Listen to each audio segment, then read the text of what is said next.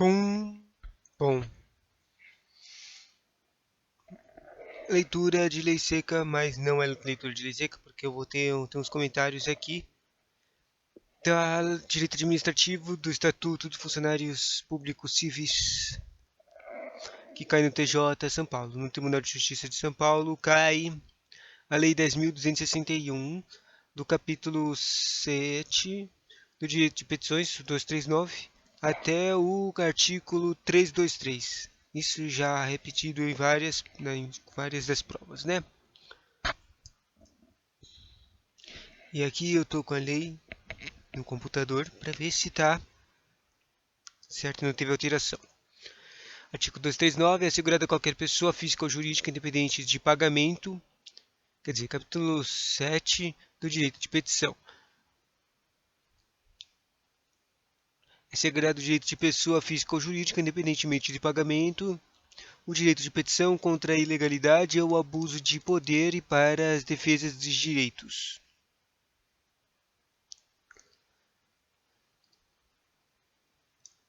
É assegurada a qualquer pessoa física ou jurídica independente do pagamento de direito de petição contra a ilegalidade ou abuso de poder e para a defesa de direitos. Redação, isso aí.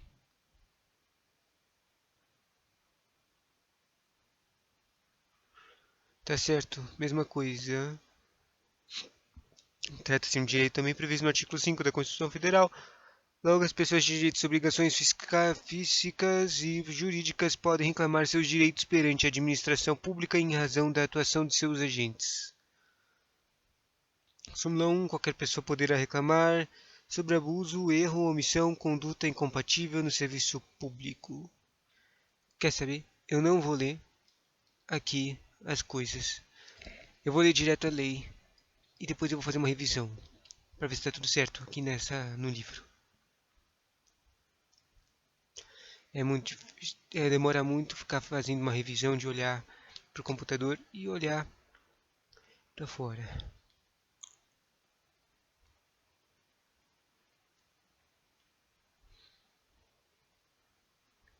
Capítulo 7 da petição. Eu vou aumentar o zoom.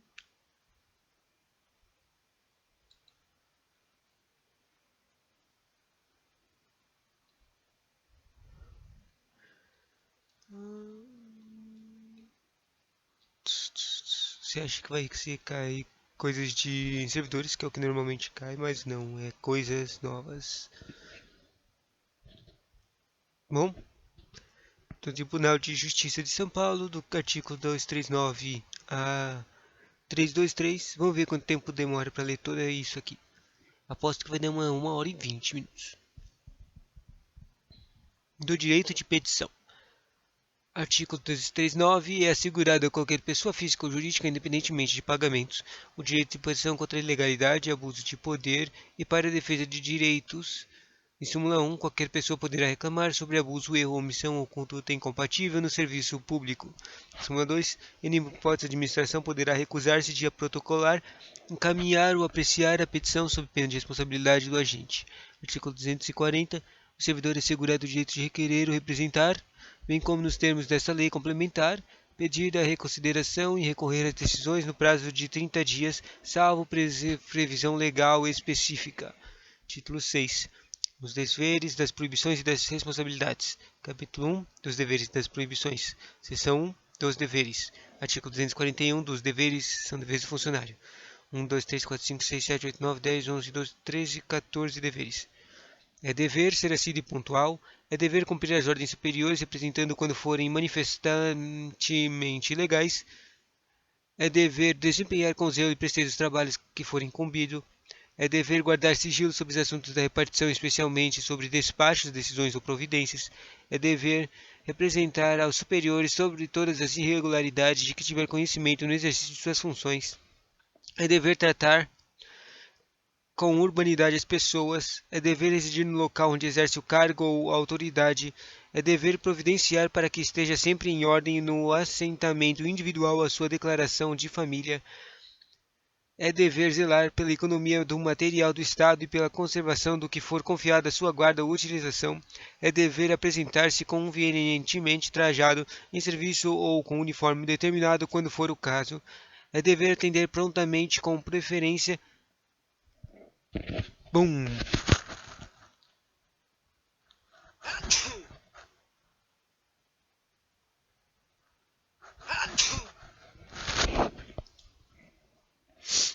É dever apresentar-se convenientemente trajado em serviço ou com uniforme determinado, quando for o caso. É dever atender prontamente, com preferência sobre qualquer outro serviço, as requisições de papéis, documentos, informações ou providências que lhes forem feitas pelas autoridades judiciárias ou administrativas para a defesa do Estado em juízo. É dever cooperar e manter espírito de solidariedade com os companheiros de trabalho. É dever estar em dia com as leis, regulamentos e regimentos, instruções e ordem de serviço que digam respeito às suas funções e é dever proceder a vida, na vida pública e privada na forma de que dignifique a função pública. Seção 2 das proibições. A funcionário é proibido. 1, 2, 3, 4, 5, 6, 7, 8 coisas. São 8 coisas proibidas. Primeira coisa foi revogada. Então tem 7 coisas proibidas. Proibido é proibido retirar sem prévia permissão da autoridade competente qualquer documento ou objeto existente na repartição. É proibido entreter-se durante as horas de trabalho em palestras, leituras ou outras atividades estranhas ao serviço. É proibido deixar de comparecer ao serviço sem causa justificada. É proibido tratar de interesses particulares na repartição. É proibido promover manifestações de apreço ou desapreço dentro da repartição ou tornar-se solidário com elas. É proibido exercer comércio entre os companheiros de serviço, promover ou subscrever listas de donativos dentro da repartição e é proibido empregar material de serviço público em serviço particular. Artigo 243. Está escrito: é proibido ainda ao funcionário. Que tipo de proibido é diferente a esse? Do 243. 1, 2, 3, 4, 5, 6, 7, 8, 9, 10, 11, 12. 12 é proibido ainda. Eu não sei por que fala proibido ainda, mas vamos lá. É proibido ainda fazer contratos de natureza comercial e industrial com o governo por si ou como representante de outrem. É proibido ainda participar de gerência ou administração de empresas bancárias ou industriais ou de sociedades comerciais que mantenham relações comerciais e administrativas com o governo do Estado. É proibido ainda. Não, essa ainda é a segunda coisa. Vamos voltar. É proibido ainda participar da gerência ou administração de empresas bancárias ou indústrias ou de sociedades comerciais que mantenham relações comerciais ou administrativas com o governo do Estado, sejam por esse subvenciado ou estejam diretamente relacionadas com a finalidade da repartição ou serviço em que esteja lotado. É proibido ainda requerer ou promover a concessão de privilégios, garantias de juros ou outros fatores semelhantes federais, estaduais ou municipais, exceto privilégios de invenção própria. Exceto privilégio de invenção própria. Interessante. É proibido ainda exercer, mesmo fora das horas de trabalho, emprego ou função de empresas, estabelecimentos ou instituições em que tenham relações com o governo em matéria que se relacione com a finalidade da repartição ou serviço que esteja lotado. É proibido ainda acertar representação de Estado estrangeiro sem autorização do presidente da República. É proibido ainda comerciar ou ter parte em sociedades comerciais nas condições mencionadas no item 2 deste artigo, podendo em qualquer caso ser acionista, cotista ou comanditário. É proibido ainda incitar greves ou a elas aderir ou praticar atos de sabotagem contra o serviço público. É proibido ainda praticar a usura. É proibido ainda constituir-se procurador de partes ou servir de intermediário perante qualquer repartição pública, exceto quando se tratar de interesse de cônjuge ou parente até segundo grau. É proibido ainda receber estipêndios de firmas fornecedoras ou de entidades fiscalizadoras no país ou no estrangeiro, mesmo quando estiver em missão referente à compra de matéria ou fiscalização de qualquer natureza. É proibido ainda valer-se de sua qualidade de funcionário para desempenhar atividade estranha às funções ou para alugar direta ou indiretamente qualquer proveito e fundar sindicato de funcionários ou deles fazer parte. parágrafo único do 243, é proibida ainda, não está compreendida na proibição dos itens 2 e 6. O 2 é participar de gerência de administração e o 6 é comerciar ou ter parte de sociedades comerciais nas condições mencionadas no item 2. Certo. Imediatas permanentes até segundo grau é vedado, quer dizer, parágrafo único, não está compreendida nessas proibições dos itens 2 e 3 a participação de funcionários em sociedades em que o Estado esteja acionista, bem assim na direção ou gerência de cooperativas e associações de classe ou como seu sócio. Ou seja, não é totalmente proibido você ter, tipo, quase todas aqui foram coisas para trabalhos extras. Não ter trabalhos extras, mas não é totalmente proibido aqui, tá falando. Eu devia ter uma informação extra para entender melhor, mas não tem. Então, pulando. Artigo 244. É vedado ao funcionário trabalhar sob as ordens imediatas de parentes até segundo grau, salvo quando se tratar de função de confiança e livre escolha, não podendo exceder a 2 o número de auxiliares nessa condição. Ou seja, não pode trabalhar com seus parentes. Capítulo 2 das responsabilidades. Artigo 241.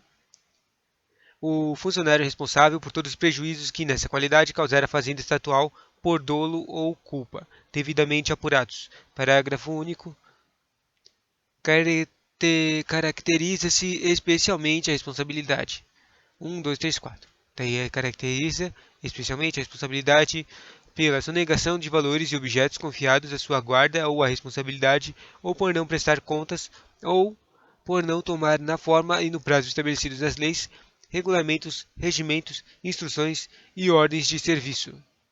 Ou seja, você não pode mexer com seus valores e contas e não pode pegar elas em forma de prazos estabelecidos nas leis, diferente dos prazos estabelecidos nas leis. Tá.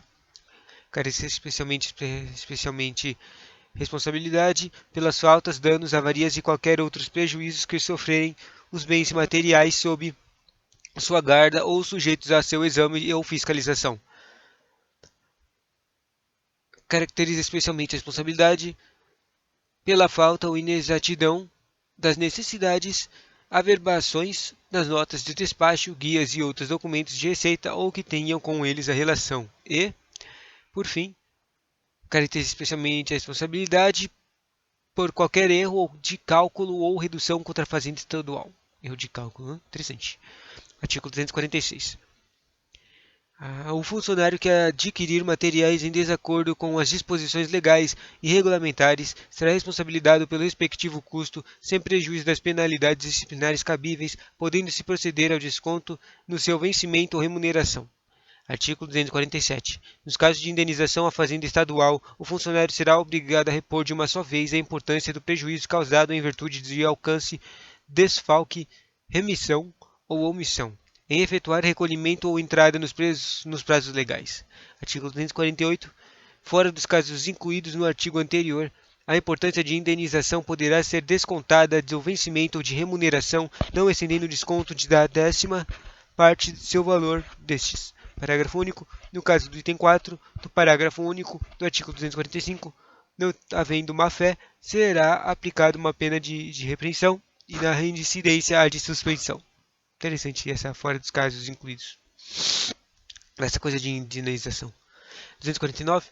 Será igualmente responsabilizado o funcionário que, fora dos casos expressamente previstos nas leis, regulamentos ou regimentos. Eu vou aumentar um pouco mais aqui. Voltantinho, aumentei a letra. Ai, coçando os olhos.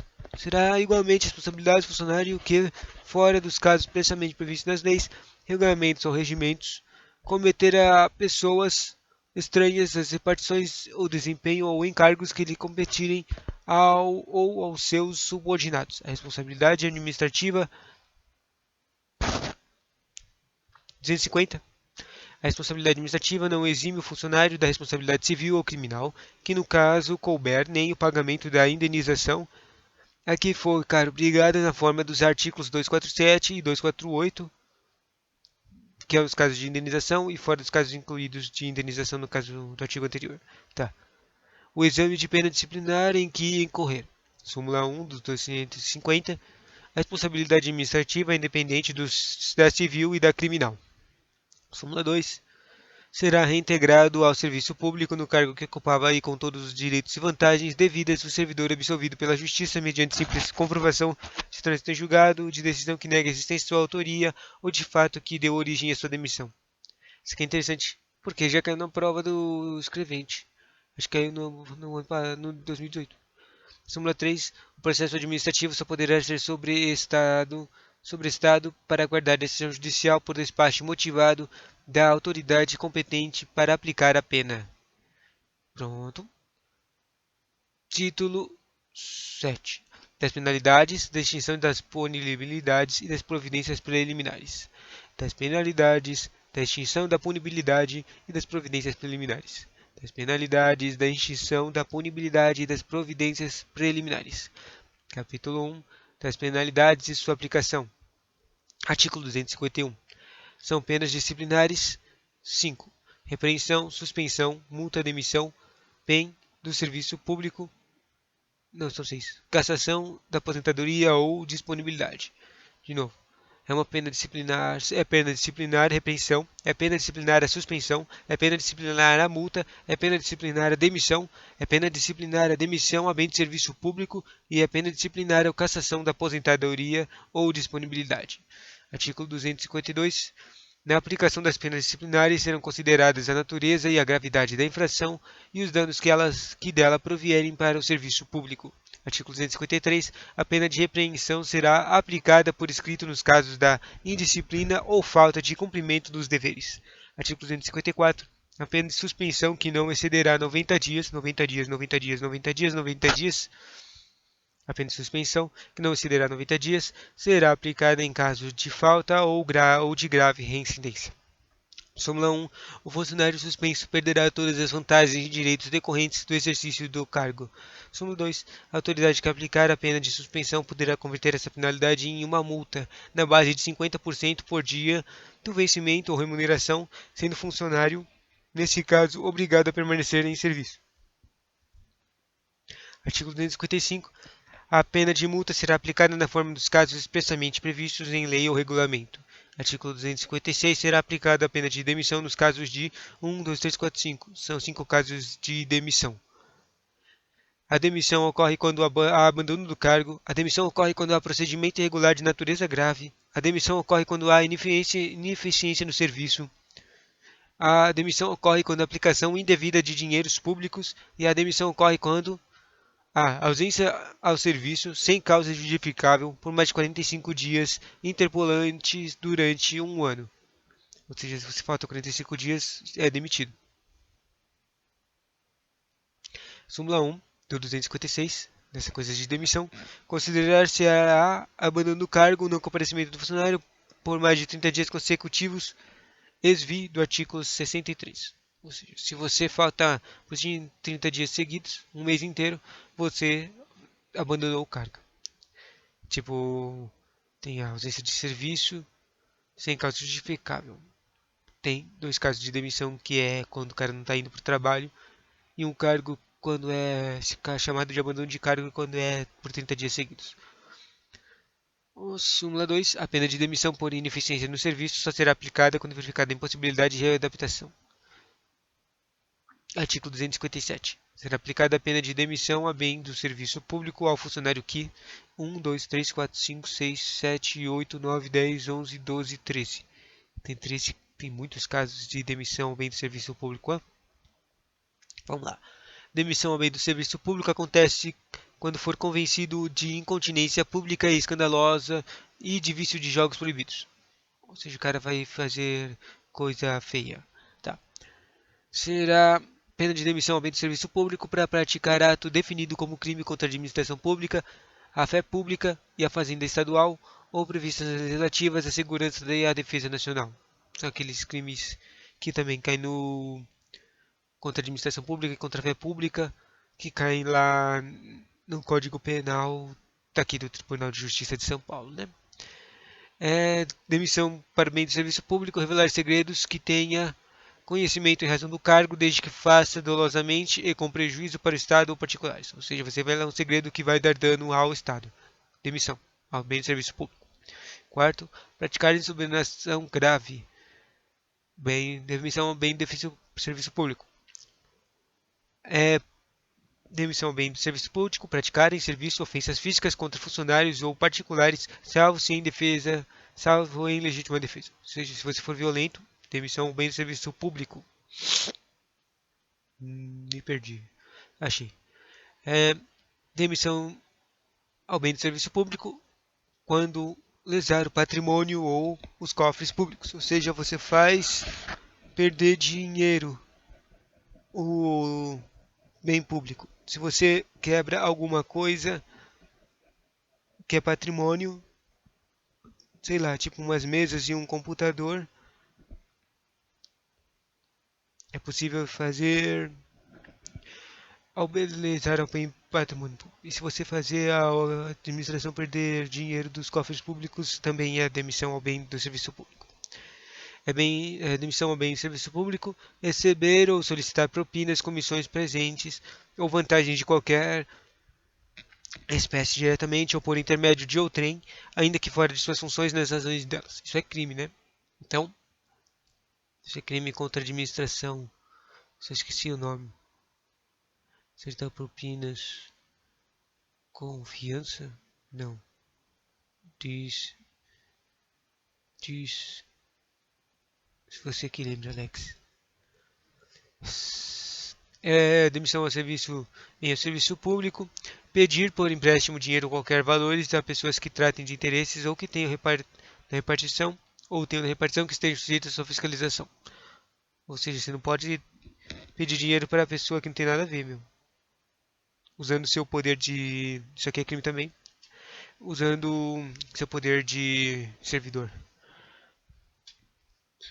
É crime demissão ao bem do serviço público. Exercer a advocacia administrativa, que é crime também. Que bom que eu aprendi isso agora há pouco. A advocacia administrativa é usar o seu poder de servidor público, na sua função de trabalho, para tentar ajudar alguém. Ajudar alguém. Por exemplo, você é um servidor da saúde e vai lá e libera os seus poderes administrativos de servidor da saúde para dar, dar pular a fila de uma pessoa conhecida seu. Você está protegendo essa pessoa com advocacia.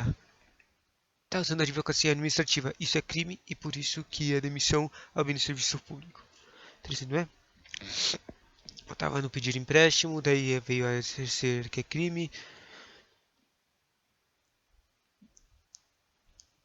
Depois veio exercer a advocacia administrativa, que é crime também. Tipo, aqui a maioria dessas coisas é crime. Décimo, são crimes contra a administração, tá? Uhum.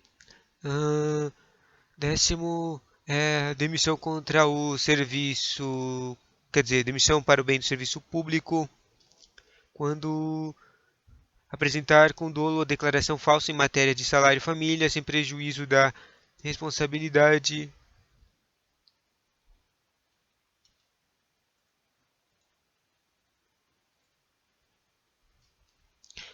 Eu não entendi essa aqui. Apresentar com dolo a declaração falsa em matéria de salário e família, sem prejuízo da responsabilidade civil e do procedimento criminal que no caso couber. Será que isso aqui, ou seja, o cara tá fazendo, é um crime de falsidade documental, mas o cara tá falando, será que isso aqui cai no processual civil, no direito processual civil? Porque eu não vi isso no direito penal e nem no direito processual penal. Quer dizer, só se for crime de falsificação de documento público.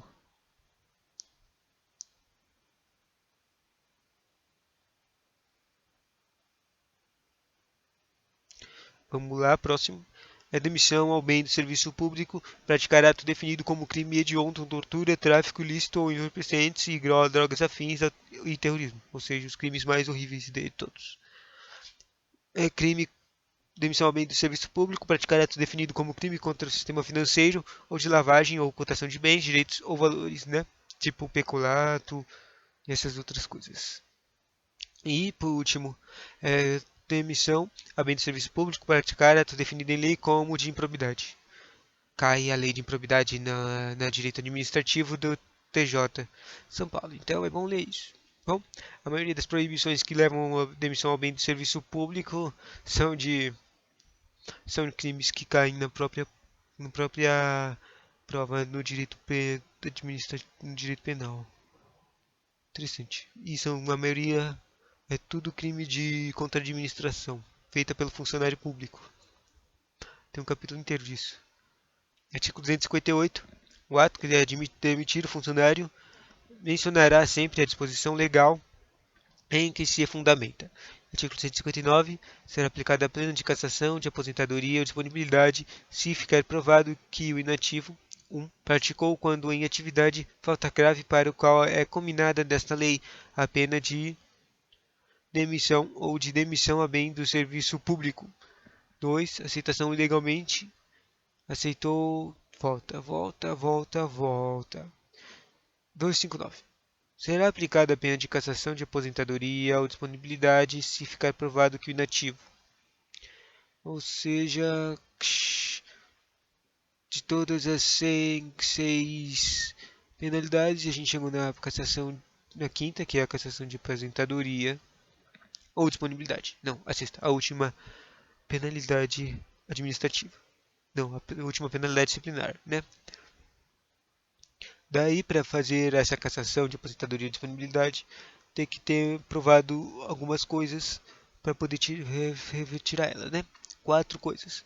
Para tirar a cassação, tem que ter provado que a pessoa inativa praticou quando em atividade falta grave para o qual é combinado nesta lei a pena de demissão ou indemissão a bem do serviço público. Ou seja, quando ela estava trabalhando, ela fez uma das crimes que está anotado aqui no caso para que causa demissão ou causa demissão a bem do serviço público. Segundo, aceitou ilegalmente cargo ou função pública, ou seja, ele não era nem para ele ser funcionário. Terceiro, aceitou a representação de Estado estrangeiro sem prévia autorização do presidente da República. Isso aqui é interessante porque é uma das hipóteses de demissão a bem do serviço público ou a de demissão normal. Daí já está aqui, né? Não pode participar com pessoa estrangeira, porque isso é ruim para a proteção do país, né? E quarto, praticou a usura em qualquer de suas formas. E essa aqui é a mesma coisa que está lá no bem de demissão, né? Artigo 260. Para aplicação das penalidades previstas no 251 são competentes. Daí a gente vai lá no 251. Qual é a penalidade de suspensão? Não, aqui a 251 é mesmo só as penas disciplinares. Ou seja, a representação, suspensão, repreensão, suspensão, multa, demissão, demissão a bem de serviço público e cassação. Daí, quem é que faz essas 6 coisinhas? De acordo com o 260, quem é que faz as penalidades é o governador, segundo os secretários do Estado, o Procurador-Geral do Estado e os superintendentes de autarquia. Terceiro, pessoas que fazem droga. Eu quero falar crimes, mas não é penas disciplinares. As terceiras pessoas que fazem penas disciplinares é os chefes do gabinete até suspensão. A quarta pessoa que faz penas disciplinares é os coordenadores até a da suspensão limitada de 60 dias. Ou seja, aqui começou os caras a dando as demissões e coisas, e daí indo do 1 até o quinto vai diminuindo o poder da pessoa até chegar na suspensão limitada a 30 dias. Os quintos e últimos caras que podem fazer as penas disciplinares são os diretores do departamento de divisão até suspensão limitada de 30 dias. Ou seja, um diretor de departamento não pode demitir um cara, ele tem que mandar para o chefe dele. Daí ele manda para o coordenador, daí o coordenador manda para o chefe do gabinete, e daí o chefe do gabinete manda lá para os caras que são os secretários, procurador geral, esses caras que fazem lá, tipo, são os caras que, como é que se diz, eles recebem os trabalhos extras do governador, porque é o governador que tem que autenticar um novo servidor público sendo contratado, certo? Daí só que ele pode mandar esse trabalho para os outros caras. Daí, quando chegar nesses caras aqui, é que eles vão poder fazer demissões. É isso que eu entendo, né? Parágrafo único do 260, que fala desses caras, que podem dar penas disciplinares. Parágrafo único. Havendo mais de um infrator e diversidade de sanções, a competência será de autoridade responsável pela imposição de penalidade mais grave. Interessante. Artigo 261. Extingue-se a punibilidade pela prescrição. Prescrição. Interessante. A prescrição é quando passa um tempo que não resolveu o treco e daí o crime ou que. Eu não entendi direito a prescrição, na verdade. Então, quando chega na 261, extingue-se a punibilidade pela prescrição. Daí tem alguns casos que isso acontece. Não tem. Tira a coisa de demissão, tira a suspensão, tira essas outras coisas. Tá. Extingue-se quando tem falta da falta sujeita a pena de repreensão, suspensão ou multa em 2 anos. De falta sujeita a pena de falta sujeita a pena de repreensão, suspensão ou multa em 2 anos. Ou seja, você faz alguns dos besteirinhas lá, daí você faz, uma ganha umas 2 suspensões, só que depois de 2 anos, se você não fizer mais nenhum problemazinho, você perde, ela limpa a sua ficha. Isso, acho que entendi. Segundo, extingue-se a punibilidade da falta e pena de demissão, da demissão a bem de serviço público, quer dizer, da falta sujeita à pena de demissão a bem de serviço público e de cassação de aposentadoria ou disponibilidade em 5 anos.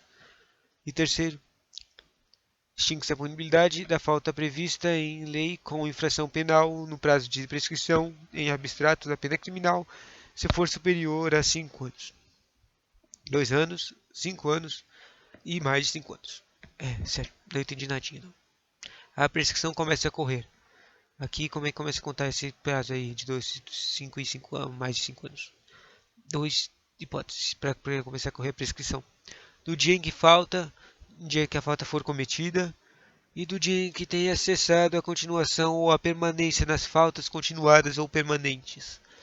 Súmula 2. Interrompem a prescrição, a portaria que instaura a sindicância e a que instaura processo administrativo. Súmula 3. O lapso prescricional corresponde 1. Na hipótese de desclassificação da infração ou de pena efetivamente aplicada. 2. Na hipótese de mitigação ou atenuação ou de pena em tese cabível. Súmula 4. A prescrição não corre, enquanto sobrestado o processo administrativo para aguardar a decisão judicial na forma da súmula 3 do artigo 250, que é o lapso prescricional. E também a prescrição não corre enquanto subsistentes o vínculo funcional que venha a ser restabelecido. Súmula 5. Extinta a punibilidade pela prescrição, a autoridade julgará, determinará o registro do fato nos assentamentos individuais do servidor. Súmula 6. A decisão de reconhecer a existência de represcrição deverá desde logo determinar, quando for o caso, as providências necessárias à apuração da responsabilidade pela sua ocorrência. Agora, sério, pelo amor, por favor, não caia nenhuma pergunta de prescrição na prova do TJ, porque essa coisa é muito confusa. Tipo, as outras coisas são confusas, mas não são tão confusas quanto essa prescrição. Tomara que não tenha caído nenhuma outra prova, porque se tivesse caído em outra prova, cara, todo mundo teria errado essa coisa. Muito estranho. Bom, 262. O funcionário que, sem justa causa, deixar de atender a qualquer exigência para cujo cumprimento seja marcado o prazo certo, terá de suspenso o pagamento de seu vencimento ou remuneração até que satisfaça essa exigência. Parágrafo único. Aplica-se aos aposentados ou em disponibilidade o disposto neste artigo. Artigo 3. Deverão constar 263. Deverão constar no assentamento individual da funcionário todas as penas que lhe forem impostas. A gente está no 263. Quanto falta? Bom, tá no 363, então 40 e 20. Faltam 60 artigos ainda, caras. Amigos, parceiros, 60 artigos. Vamos lá, né? Continua. 34 minutos. Capítulo 2. Das providências preliminares. Artigo 264. A autoridade que, por qualquer meio, tiver conhecimento de irregularidade praticada por servidor é obrigada a adotar providências visando a sua imediata apuração sem prejuízo das medidas urgentes que o caso exigir. 265. A autoridade realizará a apuração preliminar de natureza simplesmente investigativa quando a infração não estiver suficientemente caracterizada ou definida a autoria. A autoridade realizará a apuração preliminar. Súmula 1. A apuração preliminar deverá ser concluída no prazo de 30 dias. Olha, deram um prazo. Quando prazo? Tem que lembrar esses prazos, né? Tem que terminar a apuração preliminar em 30 dias. Súmula 2. Não concluída no prazo de apuração, as autoridades deverá imediatamente encaminhar ao chefe de gabinete relatório nas diligências realizadas e definir o tempo necessário para término dos trabalhos. Nova redação. Súmula 3. Ao concluir a operação preliminar, a autoridade deverá opinar fundamentadamente pelo arquivamento ou pela instauração de sindicância ou de processo administrativo 266. Determinada a instauração de sindicância ou processo administrativo ou no seu curso, havendo conveniência para a extração ou para o serviço, poderá o chefe de gabinete, por despacho fundamentado, ordenar as seguintes providências: 1. Afastamento preventivo do serviço enquanto o recomendar a moralidade administrativa ou a apuração do fato sem prejuízo de vencimentos ou vantagens até 180 dias, prorrogáveis uma única vez por igual período. 2. Designação do servidor acusado para o exercício de atividades exclusivamente burocráticas até a decisão final do procedimento. 3. Recolhimento de carteira funcional distintivo, armas e algemas. Proibição de porte de armas e, última, comparecimento obrigatório de periodicidade a ser estabelecida para tomar ciência dos atos do procedimento. Súmula 1. A autoridade que determinar instauração ou presidir sindicância ou processo administrativo poderá representar ao chefe do gabinete para propor aplicação das medidas previstas neste artigo, bem como sua cessação ou alteração.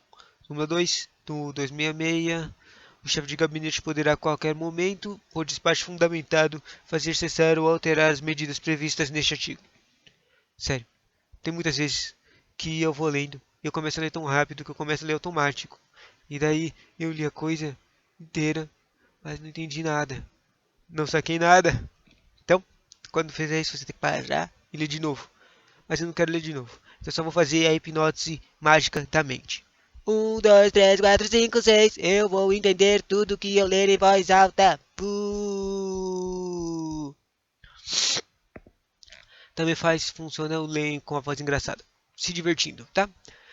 O período 267, o período de afastamento preventivo computa-se como de efetivo exercício, não sendo descontado da pena de suspensão e eventualmente aplicada.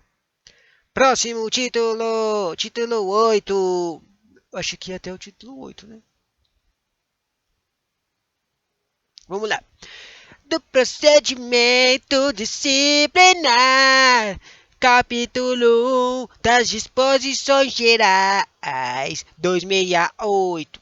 A apuração das infrações será feita mediante o quê? Sindicância ou processo administrativo, assegurados o contraditório e a ampla defesa. Ei, acho que isso aqui já cai numa pergunta do TJ. Mas eu não vou procurar, então esquece. Bum. 269. Será instaurado sindicância quando a falta disciplinar por sua natureza possa determinar as penas de repreensão, suspensão ou multa. Instaurado sindicância para suspensão não. 270. Será obrigatório o processo administrativo quando a falta disciplinar por sua natureza possa determinar as penas de demissão, aumento do serviço público e de cassação, de aposentadoria ou disponibilidade. Agora, depois de ler tanto, eu finalmente estou sacando. A coisa que cai no Tribunal de Justiça É coisa de tribunal mesmo. É coisa de ferrar com os servidores. Todas essas coisas de punibilidade, meu. Tipo, só agora que eu tô sacando. Só cai as coisas do servidor. Normalmente, da lei do servidor do Estado de São Paulo, normalmente cai as coisinhas bonitinhas. Tipo, prerrogativas, vantagens e trecos. Mas quando cai o Tribunal de Justiça, sabe o que cai? Cai todos os meios, todo de ferrar o carinha, o servidor do tribunal, o servidor público, né?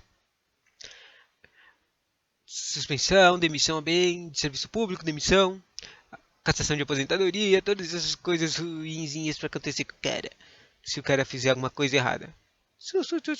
Engraçado. KKKKKK. Ferrou, se ferrou.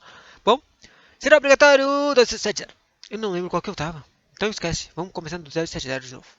Será obrigatório o processo administrativo quando a falta disciplinar por sua natureza possa determinar as penas de demissão havendo do serviço público e de cassação de aposentadoria ou disponibilidade. Artigo 271. Os procedimentos disciplinares punitivos serão realizados pela Procuradoria-Geral do Estado e presididos.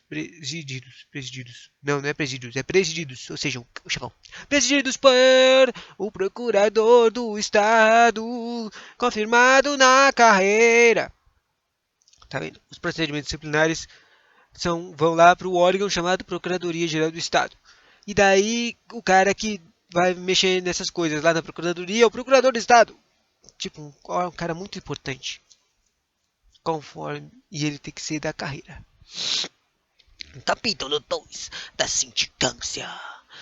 Artigo 272. São competentes para determinar a instauração de sindicância as autoridades enumeradas no artigo 260. Se lembra que o 260 estava falando das pessoas que podem dar as punições, tipo o governador, o secretário, daí o diretor e daí o chefinho. Tá. Vamos lá. Não, não vamos lá porque eu não quero ler de novo 260, não, tá?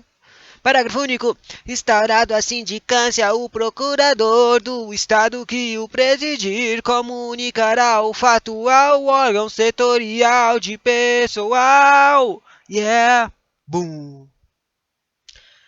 Eu devia colocar uma musiquinha aqui de fundo. Mas não tô com saco. Tchau!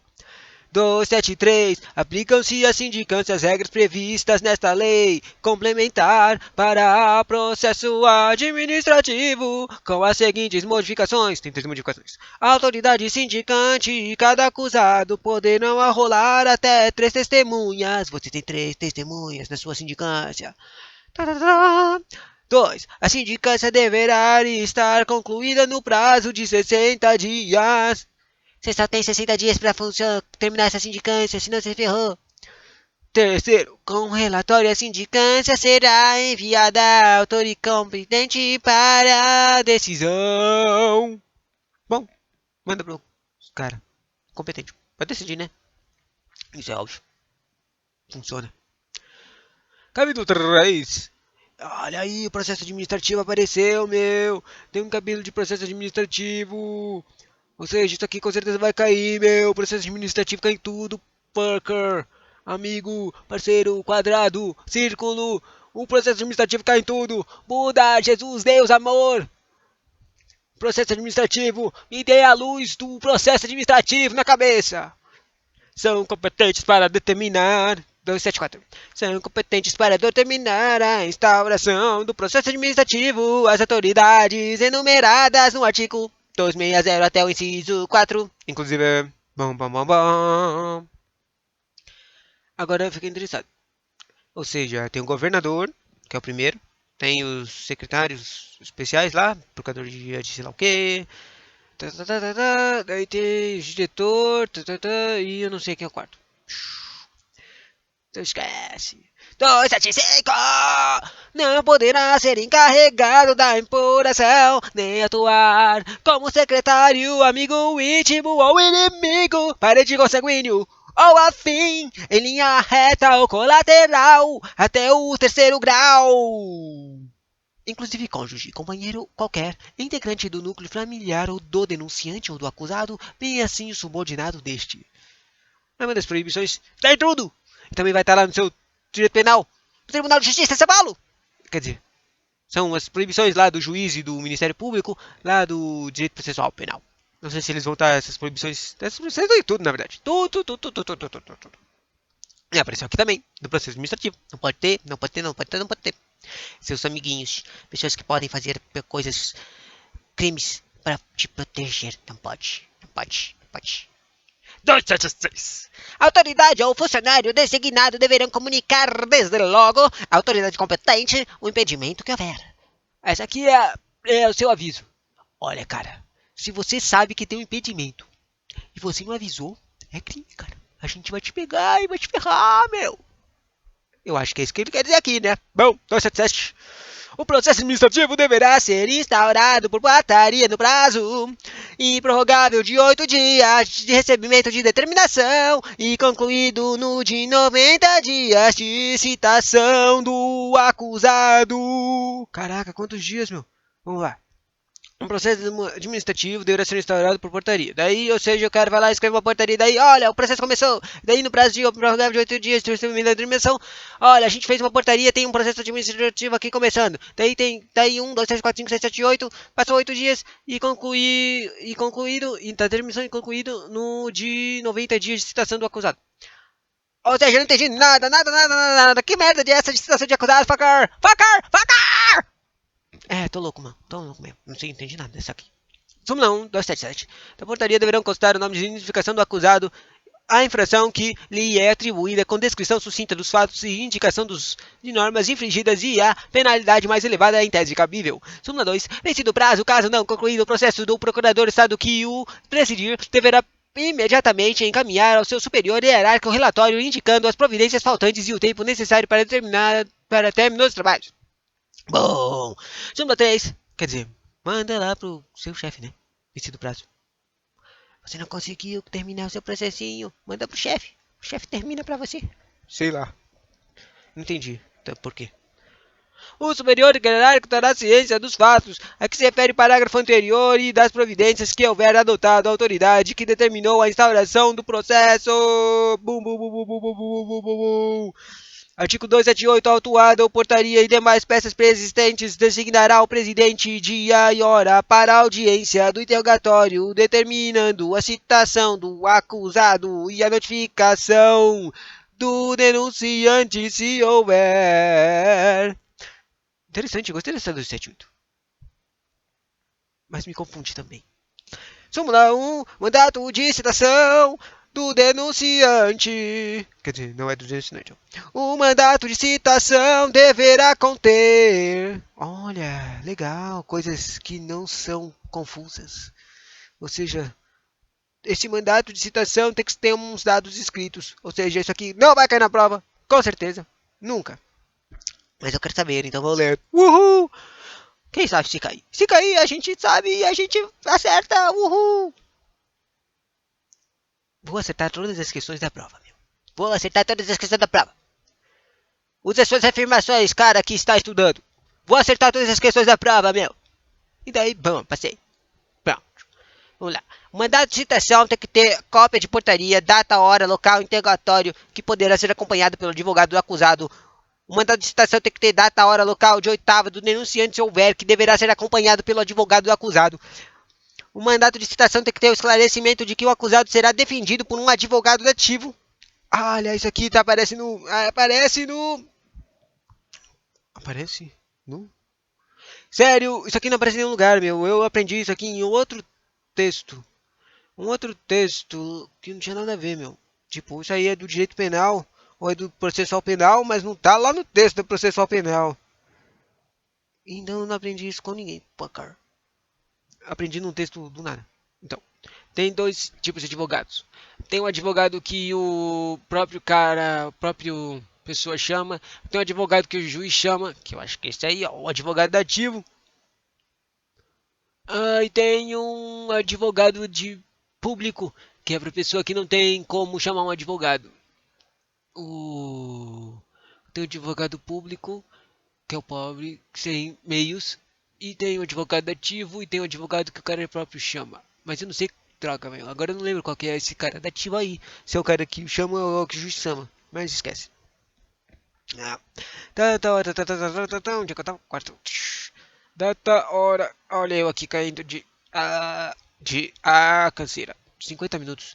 Caraca, olha, eu achei que ia demorar 1 hora e 10 minutos para ler todos os artigos. Mas, meu amigo Alex, parceiro, círculo quadrado, Jesus Buda, não deu.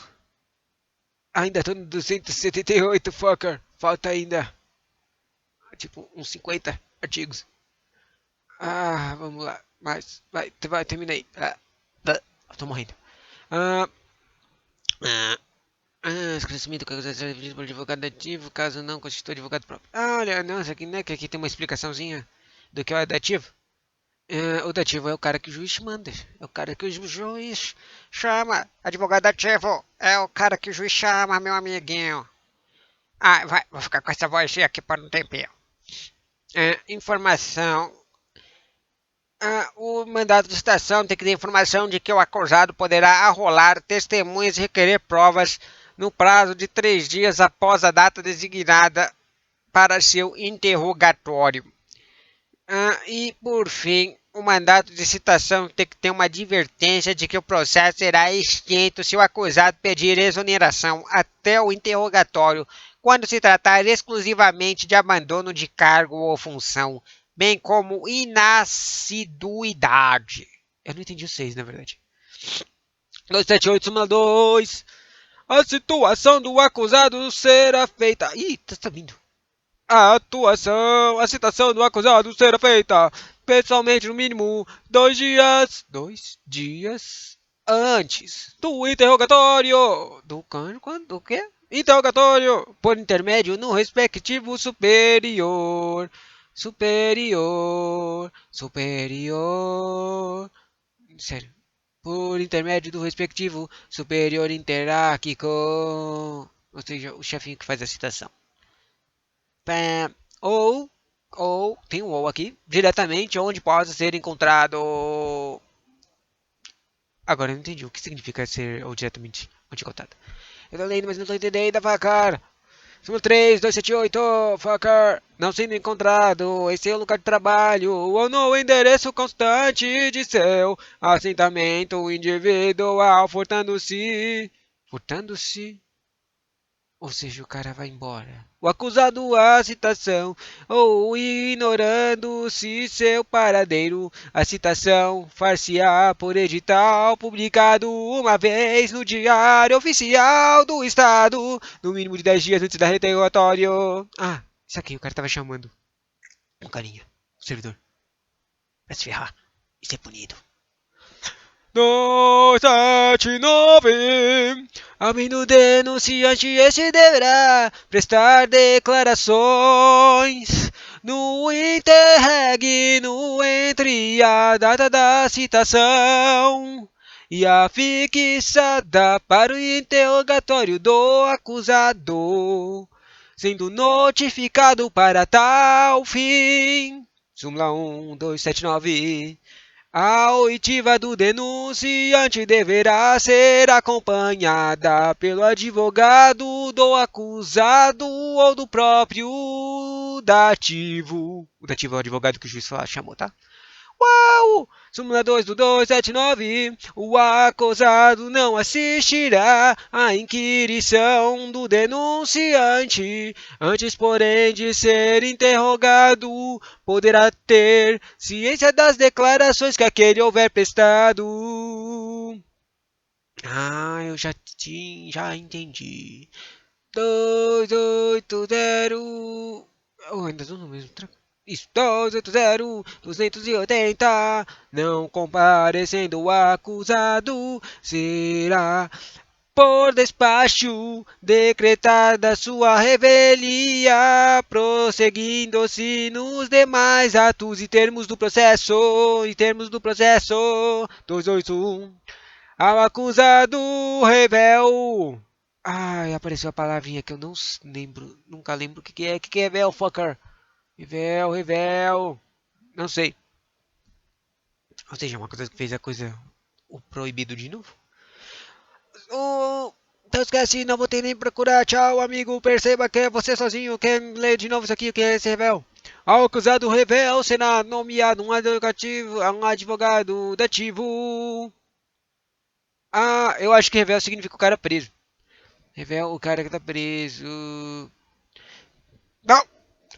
O acusado poderá constituir advogado que o representará em todos os atos e termos do processo. Isso, 282.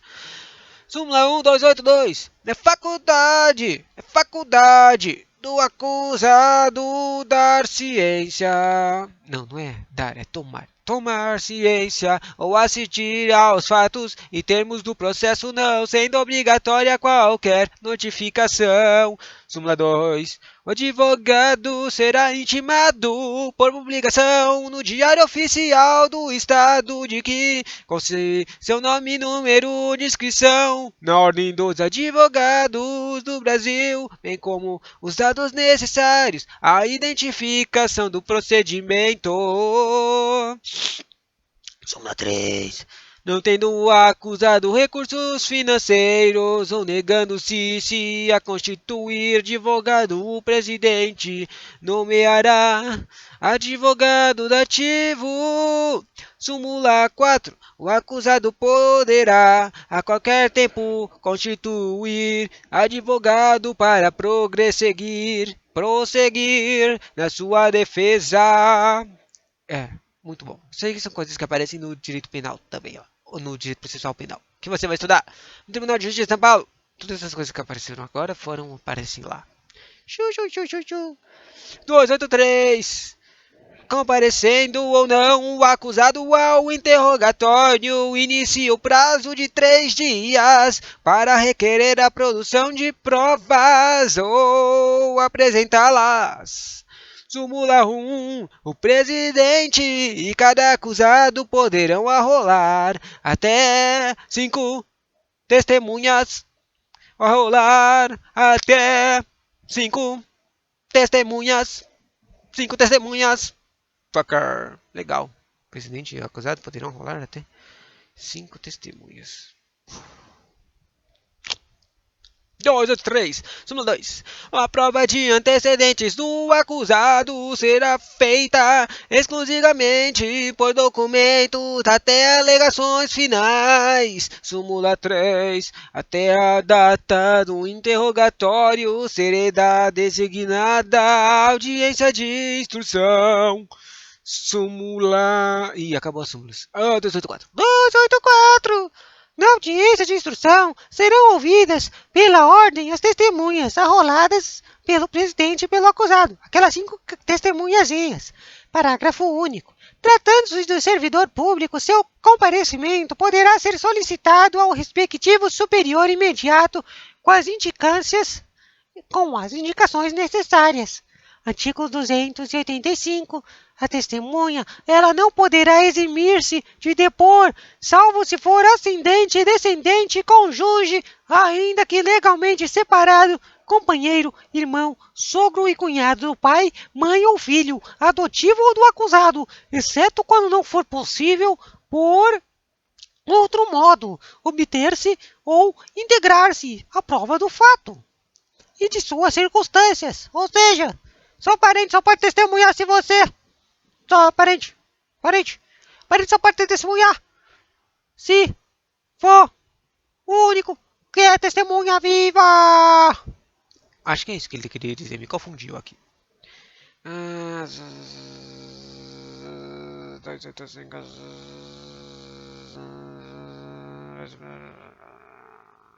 Certo.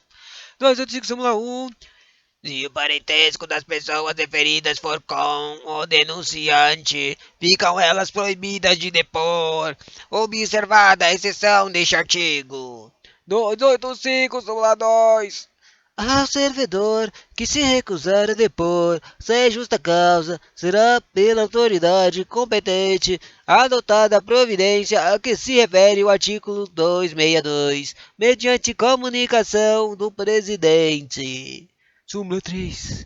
O servidor que tiver de depor como testemunha fora da sede de seu exercício terá direito a transporte e diárias, de forma da legislação em vigor, podendo ainda expedir-se precatória para efeito à autoridade do domicílio do depoente.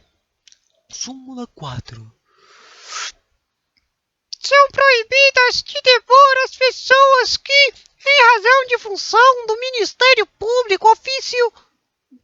Falei errado. São proibidas de depor as pessoas que, em razão de função, ministério, ofício ou profissão, devam guardar segredo, salvo se desobrigadas pela parte interessada e quiserem dar o seu testemunho. Confuso. Eu não entendi essa última parte não. 286. A testemunha que morar em comarca diversa poderá ser inquirida pela autoridade do lugar de sua residência, expedindo-se para esse fim uma carta precatória com prazo razoável intimada à defesa. Ou seja, se o cara mora longe, manda uma carta com o testemunho. Súmula 1. Deverá contar da precatória a síntese da imputação e os esclarecimentos pretendidos, bem como a advertência sobre a necessidade da presença de advogado. Bom, esse precatório tem muitas informações. Caraca, 1 hora e 1 minuto, fucker. E ainda faltam 40 artigos, meu. Não são 40, não. São tipo 286 mais 20 é igual a 306 mais 10, 30 e mais 3. Faltam uns 33. Súmula 286. A expedição da precatória não suspenderá a instrução do procedimento. Súmula 3. Fim do processo marcado. O procedimento poderá prosseguir até final decisão. A todo tempo, o precatório, uma vez devolvida, será juntada aos autos. 287. As testemunhas arroladas pelo acusado comparecerão à audiência designada independente de notificação. Súmula 1. Deverá ser notificada a testemunha cujo depoimento for relevante e que não comparecer espontaneamente.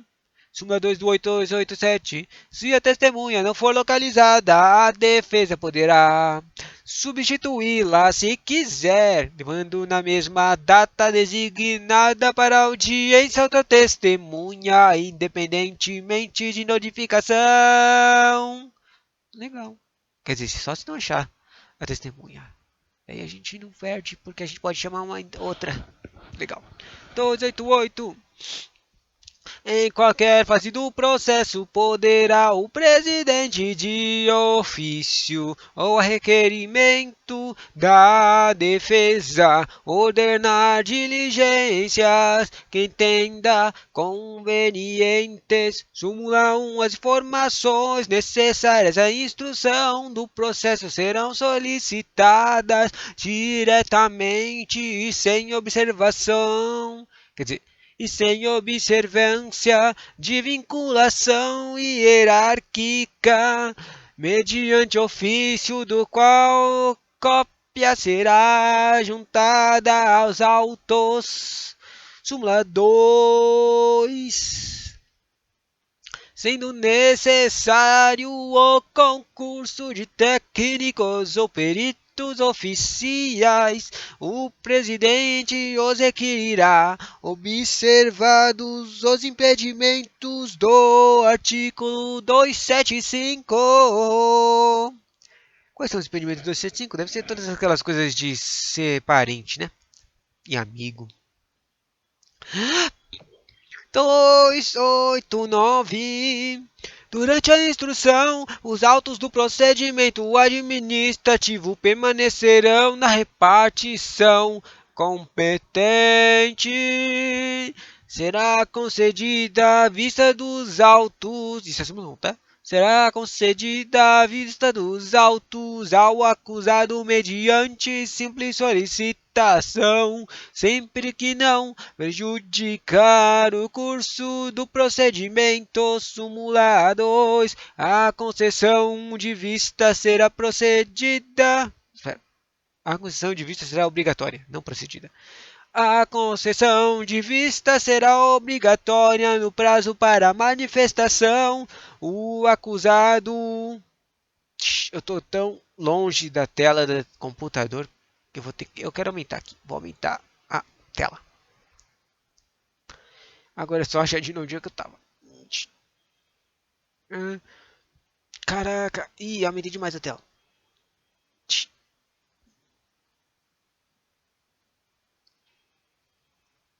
Certo. 289. Eu acho. A concessão de vista será obrigatória no prazo de manifestação do acusado ou para apresentação de recursos mediante publicação no Diário Oficial do Estado. Eu estava no 289 mesmo? Não estou lembrando disso não. Será concedida vista dos autos ao acusado mediante simples solicitação, sempre que não prejudicar o curso do procedimento. Durante a instrução dos autos do procedimento administrativo permanecerão na repartição competente. Ah, ali, eu tô vendo ali o 275 lá. Então eu tava aqui mesmo. Caraca, eu acabei de ler o 289, mas eu nem sei o que eu tinha lido, então eu tava mal confuso aqui. Então eu vou começar de novo, do 289. Durante a instrução, os autos do procedimento administrativo permanecerão na repartição competente. Súmula 1. Será concedida a vista dos autos ao acusado mediante simples solicitação, sempre que não prejudicar o curso do procedimento. Súmula 2. A concessão de vista será obrigatória no prazo para manifestação do acusado ou para apresentação de recurso mediante publicação no Diário Oficial do Estado. Súmula 3 do 289. Não corre o prazo senão depois da publicação a que se refere o parágrafo anterior e desde que os autos estejam efetivamente disponíveis para vista. Bam, bam, bam. Súmula 4. É o advogado é assegurado o direito de retirar os autos da repartição mediante recibo durante o prazo para manifestação de seu representado, salvo na hipótese de prazo comum de processo sob regime de segredo de justiça ou quando existirem nos autos documentos originais de difícil restauração ou ocorrer circunstância relevante que justifique a permanência dos autos. Tem tantos ous nessa súmula 4? Permanência dos autos na repartição reconhecida pela autoridade em despacho motivado. Bum, bum, bum. 290, artigo 290, 290. Somente poderão ser indeferidos pelo presidente, mediante decisão fundamentada, os requerimentos de nenhum interesse para o esclarecimento de fato. Do fato, bem como as provas ilícitas, impertinentes, desnecessárias ou protelatórias 291. Quando no curso do procedimento surgirem fatos novos, imputáveis ao acusado, poderá ser promovida a instauração de novo procedimento para sua apuração. No caso conveniente, aditada a portaria, reabrindo-se oportunidade de defesa. Bom. Artigo 292. Encerrada a fase probatória, dar-se-á, à vista dos autos, a defesa, que poderá apresentar alegações finais no prazo de 7 dias. Encerrou, daí é 7 dias para terminar. Parágrafo único do 292. Não apresentadas no prazo as alegações finais, o presidente designará advogado dativo, assinando-lhe novo prazo. 293. Olha, assinar novo prazo. Vamos lá, termina novo prazo. 293. O relatório deverá ser apresentado no prazo de 10 dias. 10 dias. 10 dias. Contados da apresentação das alegações finais. Súmula 1. O relatório deverá descrever em relação a cada acusado separadamente as irregularidades imputadas. As irregularidades imputadas, as provas colhidas e as razões de defesa, propondo a absolvição ou a punição, indicando nesse caso a pena que entender cabível. Bum, bum, bum. Tan, tan, tan. Súmula 2. O relatório deverá conter também a sugestão de qualquer outras providências de interesse do serviço público. Bum, bum, bum. Do serviço público. 294, 294. Relatado o processo ser encaminhado à autoridade que determinou sua instauração. 295. Recebendo o processo relatado, a autoridade que houver determinado sua instauração deverá no prazo de 20 dias, 20 dias, 20 dias, proferir o julgamento ou determinar a realização de diligência, sempre que necessário ao esclarecimento de fatos. Esclareçam os fatos. 296, determinada a diligência, autoridade encarregada do processo administrativo terá prazo de 15 dias, 15 dias para seu cumprimento, abrindo vista à defesa para manifestar-se em 5 dias. Para manifestar-se em 5 dias. 297. Quando escaparem à sua alçada as penalidades e providências que lhes parecerem cabíveis, a autoridade que determinou a instauração do processo administrativo deverá propô-las justificadamente dentro do prazo para um julgamento à autoridade competente. Bum, bum, bum. 298. A autoridade que proferir a decisão determinará os autos dela decorrentes e as providências necessárias à sua execução. 299. As decisões serão sempre publicadas do Estado dentro do prazo de 8 dias, de 8 dias, de 8 dias, bem como averbadas no registro funcional do servidor. Artigo 300, finalmente está acabando, só faltam mais 23. Nossa, deu 1 hora e 14 minutos. Deu mais ou menos o tempo que eu achei que ia terminar. Vai terminar 1 hora e 20 para ler tudo. Vamos lá de novo. 300 terão forma processual resumida quando possível todos os termos lavrados pelo secretário, quais seja autuação, seja uma juntada, seja uma conclusão, seja uma intimação, seja uma data de recebimento, seja como um bem de certidões e também de compromissos. Esse 300 é interessante. Forma processual. Será que vai estar lá no processual civil ou no processual penal? Sei lá. Súmula 1. Toda e qualquer juntada aos autos se fará na ordem cronológica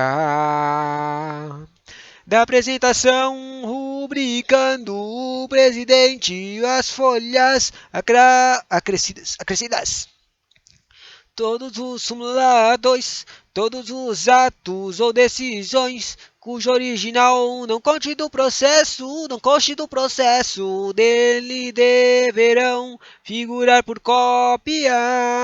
Se não tem original, usa cópia, tá? Artigo 301. Constará sempre dos autos da sindicância ou do processo uma folha de serviço do indiciado.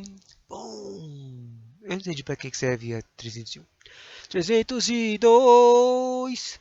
Quando ao funcionário se imputar crime praticado na esfera administrativa, a autoridade que determinou a instauração do processo administrativo. Sabia que eu estou lendo o capítulo do processo administrativo faz um tempão? Se você esqueceu, é porque faz sentido, porque a gente está lendo um monte de coisa faz um tempão, um monte de artigos, e não saiu ainda do capítulo do processo administrativo. Quando a funcionário se imputar... esquece, eu não lembro onde é que eu tô. 302. Quando o funcionário se imputar crime praticado na esfera... eu queria deitar e cantar deitado, mas daí não vou conseguir ver o texto, fucker. Não, eu tô longe demais, não consigo ver o texto. Ai, minha bunda. Cansei. Artigo 302. Levanta. Oh, fuck. Canseira. Vamos lá, amigo. Vem aí. Tô cansado, fuck. Quando ao funcionário se imputar crime praticado na esfera administrativa, então vontade de... A autoridade que determinou a instauração do processo administrativo providenciará para que se instaure simultaneamente o inquérito policial. Parágrafo único. Quando se tratar de crime praticado fora da esfera administrativa, a autoridade policial dará ciência dele. A autoridade administrativa 303. As autoridades responsáveis pela condução do processo administrativo e do inquérito policial se auxiliarão para que os mesmos se concluam dentro dos prazos respectivos. 304. Quando o ato administra... Um ato atribuído. quando o ato atribuído ao funcionário for considerado criminoso, serão emitidas à autoridade competente autenticadas das peças essenciais do processo. 305. Não será declarada a nulidade de nenhum ato processual que não houver influído na apuração de verdade substancial ou diretamente na decisão do processo ou sindicância. 306, 306, 306, 306. Antes de ter lido tudo isso aqui, eu devia ter feito zero zero zero zero zero zero zero deu pau. Eu devia ter feito uma lista de artigos que caíram na prova do TJ. Daí eu tipo lia de novo, repetia. Não, muito saco, não vou fazer isso não. Recomendo, mas não vou fazer isso não, só vou ler isso aqui várias vezes. 306. É defeso fornecer à empresa ou aos outros meios de divulgação notas sobre os atos processuais, salvo de interesse da administração, a juízo do secretário de Estado ou procurador-geral de Estado. 307. Decorridos 5 anos de efetivo exercício contados do cumprimento da sanção disciplinar, cometimento de nova infração, não mais poderá aquela ser considerada em prejuízo do infrator, inclusive para efeito de reincidência. 307 é interessante, né? Parágrafo único do 307. Demissão, a demissão e a demissão, a bem do serviço público, acarretam a incompatibilidade para nova investidura em cargo, função ou emprego público. Ou seja, se você for demitido do serviço público, você ganha uma incompatibilidade e não pode ter nenhum emprego público por 5 anos e 10 anos, respectivamente. Se for uma demissão normal, 5 anos. Se for uma demissão bem de serviço público, ou seja, se como tem um time de serviço público, é 10 anos, fucker. Então se ferrou mais ainda. Uhul! Capítulo 4! Finalmente acabou toda essa coisa do processo administrativo! Mas daí vai lá em capítulo 4 do processo para abandono do cargo de função e por nacionalidade. Ou seja, outro droga de processo. Vamos ver. Olha aqui. Ele só tem 4 artigos do processo de abandono de cargo. E depois tem o capítulo 5, que se chama dos recursos. Ele também só tem 3 artigos. E depois tem o capítulo 6, de revisão. Ele tem 1, 2, 3, 4, 5, 6, 7. Tem 7 artigos. E depois chega nas posições finais. 3, 2, 2 e 3, 2, 3. E as disposições finais é o último artigo. Só que daí tem um 3, 2, 4 aqui. Por que será que não conta um 3, 2, 4? Ah, que chato. Bom, tá acabando, amigo. Amigo que não é meu amigo. Capítulo 4. Quadrados círculos do processo por abandono do cargo ou função e por inassiduidade. Artigo 308.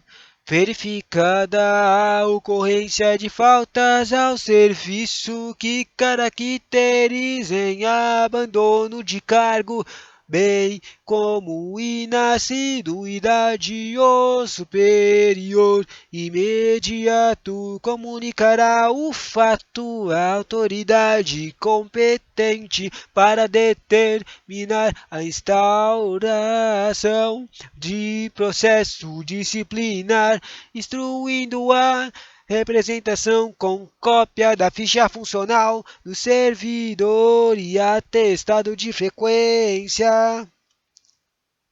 Testado de frequência! Onde eu tô? 309. 309.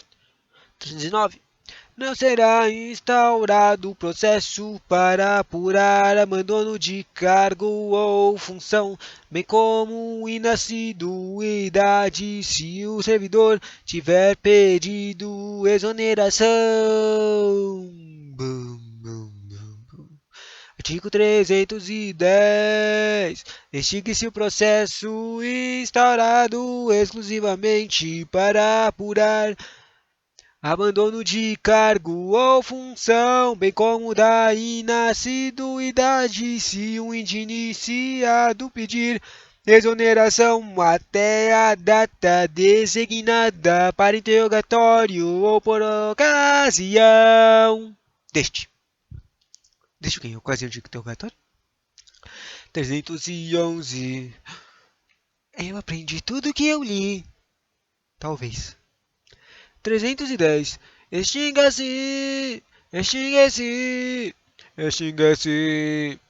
O processo instaurado exclusivamente para apurar abandono de cargo ou função, bem como inassiduidade se o indicado pedir exoneração até a data designada para interrogatório ou por ocasião deste.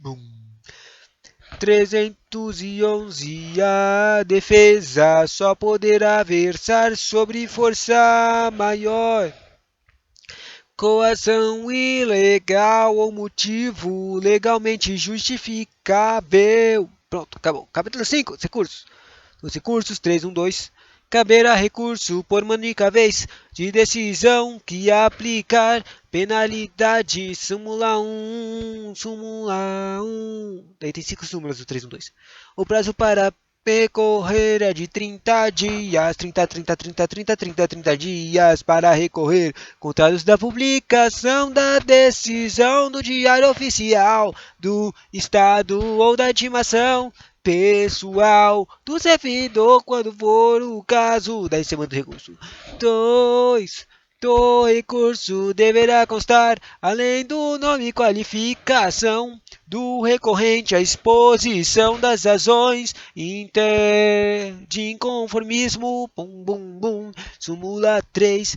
O recurso será apresentado à autoridade que aplicou a pena. Terá prazo de 10 dias para motivadamente manter sua decisão ou reformá-la. Súmula 4. Mantida a decisão ou reformada parcialmente, será imediatamente encaminhada a reexame pelo superior hierárquico. Súmula 5. O recurso será apreciado pela autoridade competente, ainda que incorretamente denominado ou endereçado. Mesmo que mandem errado o recurso, ainda funciona, tá? Artigo 313. Caberá pedido de reconsideração que não poderá ser renovado, de decisão tomada pelo governador do estado em única instância no prazo de 30 dias. Pedido de reconsideração em 30 dias para o governador do estado. 314. O último capítulo dos recursos. Quer dizer, o último artigo dos recursos. Os recursos de que trata esta lei complementar não tem efeito suspensivo. Os que foram providos darão lugar às retificações necessárias, retroagindo seus efeitos à data do ato punitivo. Pronto, acabou. Recursos. Capítulo 6. Revisão. Admir-se-á a qualquer tempo a revisão de punição disciplinar de que não caiba mais recurso se surgirem fatos ou circunstâncias, ainda que não apreciadas ou vícios insanáveis, ou vícios insanáveis, de procedimento que possam justificar a redução ou anulação da pena aplicada. Bom, súmula 1.315. A simples alegação da injustiça da decisão não constitui fundamento do pedido de revisão. Súmula 2. Não será admitida a reiteração de pedido pelo mesmo fundamento. Súmula 3. Os pedidos formulados por desacordo com este artigo serão deferidos. Súmula 4. O ônus da prova cabe ao requerente, o ônus da prova 316. A pena imposta não poderá ser agravada pela revisão. Artigo 317. A instauração de processo revisional poderá ser requerida fundamentalmente pelo interessado ou se falecido ou incapaz por seu curador, cônjuge ou companheiro ou ascendente ou descendente ou irmão, sempre por intermédio de advogado. Processo revisional, eu quero revisar esse processo. Parágrafo único. O pedido será instruído com as provas que o requerente possuir ou com indicações daquelas que pretenda produzir. 318. A autoridade que aplicou a penalidade ou que a tiver confirmado em grau de recurso de revisão, bem como caso deferido, o processamento para sua decisão final. 319. Deferido o processamento da revisão, será esta realizado por procurador do Estado que não tenha funcionado no procedimento disciplinar que resultou a punição do requerente.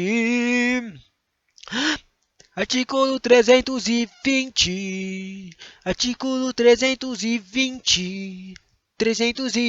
E já tá 1h32 e 32 minutos. Tem 320. Você já tá meio que sincronizado aqui. Recebido o pedido, o presidente providenciará o apensamento. É tipo um grampeia os trecos juntos. Um apensamento dos autos originais e notificará o requerente para no prazo de 8 dias oferecer um rol de testemunhas ou requerer o quê? Outras provas que pretenda produzir. Parágrafo único do 320. No processamento da revisão serão observadas as normas previstas nessa lei complementar para o processo administrativo. Nossa, que saco. 321. Bom, 321 é só o artigo 321. A decisão que julgar procedente à revisão poderá alterar a classificação da infração, absolver o punido, modificar a pena ou anular o processo, restabelecendo os direitos atingidos pela decisão reformada. Acabou! Só faltam os 2 artigos das disposições finais. 322 e 323. O dia 28 de abril será consagrado ao funcionário estadual. Ou seja, se os caras perguntarem: ei, qual é o dia do funcionário? Daí você tem que lembrar: é dia 28 de abril, de outubro, cara. Ou seja, é perto do dia da prova. 28 de outubro, dia do funcionário. 323. Os prazos previstos neste estatuto serão todos contatados por dias ocorridos. Corridos. Parágrafo único e último, finalmente acabou. Buda, círculo quadrado. Deus, Jesus, acabou. Parágrafo único, não se computará no prazo do dia inicial, prorrogando-se o vencimento que incidir em sábado, domingo, feriado ou facultativo para o primeiro dia seguinte. Acabou! Deus! Comemora! 1 hora e 35 minutos lendo a coisa! Uhul! Tchau! Mas não terminou. Vamos ler o último artigo das posições finais, que não quer dar prova. Porque talvez ele dê alguma insight para sua cabeça. As decisões deste estatuto se aplicam aos extranumerários, exceto no que colidirem com a precariedade de sua situação do serviço público. Ou seja, a quem funciona isso aqui. Tchau.